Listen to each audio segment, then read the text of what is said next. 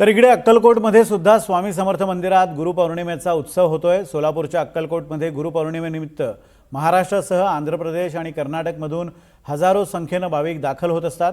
पहाटे 5:30च्या सुमारास मंदिराचे मुख्य पुजारी यांच्या हस्ते काकड आरती झाली आणि यानंतर आज दिवसभर विविध कार्यक्रम पार पडत आहेत।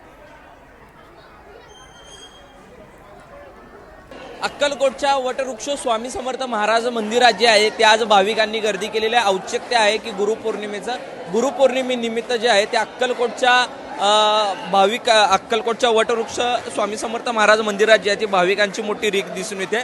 भाविक जे आहेत ते प्रामुख्याने महाराष्ट्र, आंध्र प्रदेश, कर्नाटक अशा महाराष्ट्राच्या सीमावर्ती भागातून जे आहेत ते अक्कलकोटला जे आहेत ते आज गुरुपौर्णिमेनिमित्त येत असतात।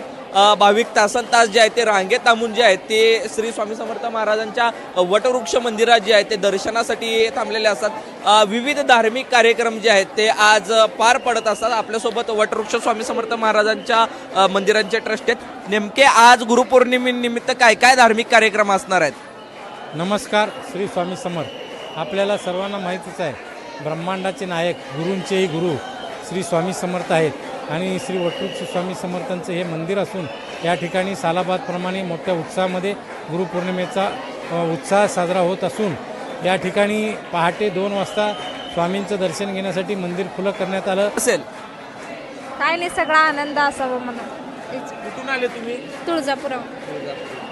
की भाविक जे आहेत ते असे महाराष्ट्राच्या कानाकोपऱ्यातून येतात, त्याचबरोबर जे आहे आंध्र प्रदेश, कर्नाटक अशा महाराष्ट्र राज्याच्या सीमावर्ती भागातून जे आहेत ते आज अक्कलकोट नगरीमध्ये जे आहेत ते समस्त स्वामी भक्त दाखल झालेले आहेत। व्हिडिओ जर्नलिस्ट चंदन बोलूसह सौरभ वाघमारे, NDTV मराठी, अक्कलकोट, सोलापूर।